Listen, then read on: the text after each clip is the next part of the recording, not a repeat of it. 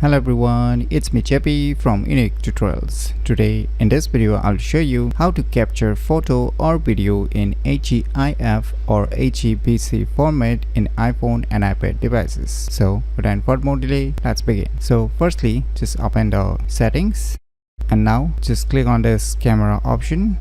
Now just click on this formats.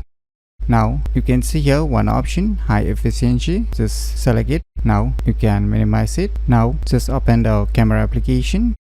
Now just select the photo option. Now let us try to click some pictures. Now let us open the captured photo. Now you can see here the HEIF format showing up on this captured photo. So now similarly let us record a video. Now click on this video option. Now let us record some video.